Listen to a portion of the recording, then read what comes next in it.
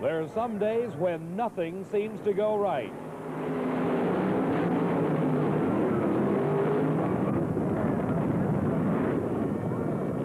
Len Imbrogno, the driver of the Centurion funny car, slams into the guardrail at a qualifying run at the Gatornationals. The car, minus the right front wheel, slides to a stop. The fiberglass still burning on the front of the vehicle. Imbrogno encased inside that smoking funny car. The NHRA safety safari crew and firefighting equipment arriving right on the scene. Crew member checking on the condition of Imbrogno. Both cars left the starting line together. Kosti Ivanov into a gigantic wheel stand. Then Imbrogno into the guardrail. The force of the impact ripping the right front wheel and axle assembly off the car. The fuel tank splitting, catching on fire. Imbrogno totally out of control. He can't steer that car, that $40,000 funny car that's now basically a piece of junk.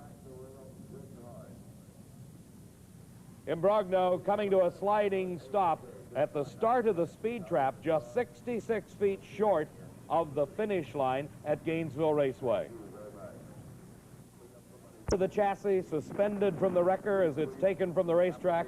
You see dramatic proof of the force of the impact as the right front wheel and axle assembly ripped from the car, but the roll cage in excellent condition. A lot of luck for Len Imbrogno so he can talk to Steve Evans. Well, Dave, as what's left? As soon as it got out of its track a little bit, it went right into the guardrail just as I shifted it. So, and once you hit the road, you had no steering. How close did you come to Kosti Ivanov?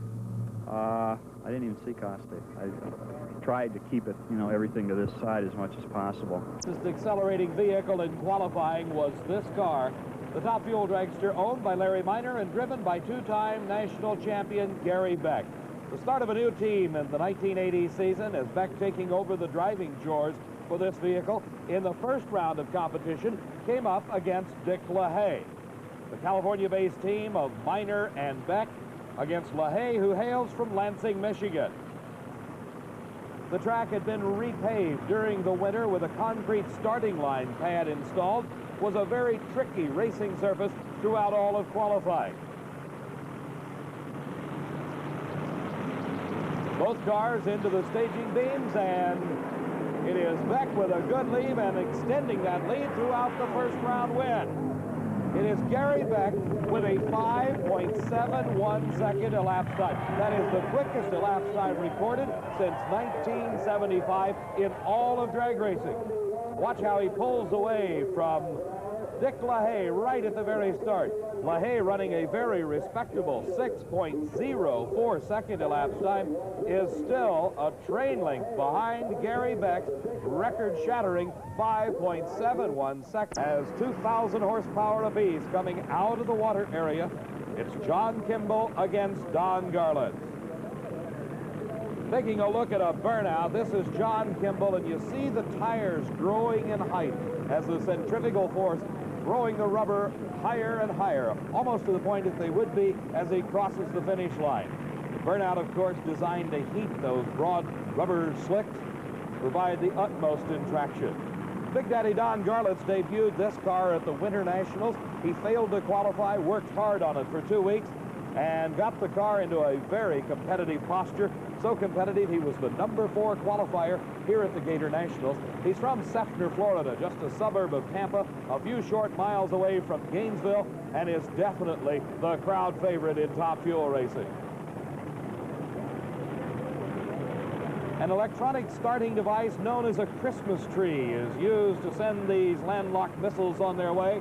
And this is the view of the Christmas tree as seen by John Kimball. He is in the lane nearest the camera. You see both cars are approaching the lanes, the lights at the top of the tree.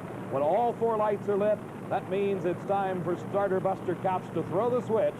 The green light comes on as they leave at the proper moment. And side by side, they streak down the quarter mile. It's Big Daddy Don Garlands there first, 6.02 seconds. His speed, 235 miles an hour.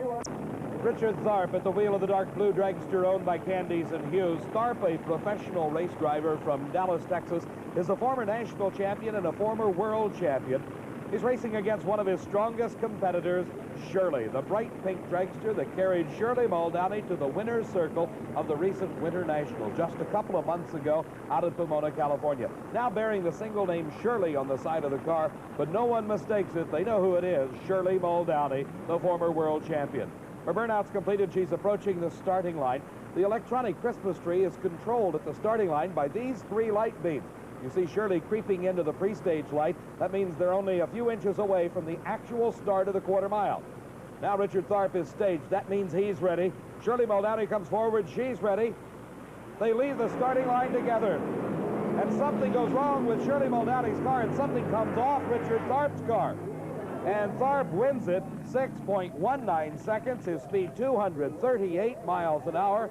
And that finish line just 1,320 feet away from the starting line, very slowly. Crossing it is Shirley Muldowney. Right there you see the motor or something going away in Shirley's car, while bouncing on the track is some part or piece off of the can off the starting line. The motor detonating itself to a 6.19 second elapsed time. Our next pair of cars ready, and something breaks on Bob Noyce's car. You see the water pouring out of the cylinder head in the right-hand side. It's just pumping water out underneath the vehicle. Obviously, he can't run in that kind of condition. The crew from the starting line running down track to get next to Bob Noyce's car, making sure he's not in any danger, while his competitor, Gary Beck, backs up after his burnout.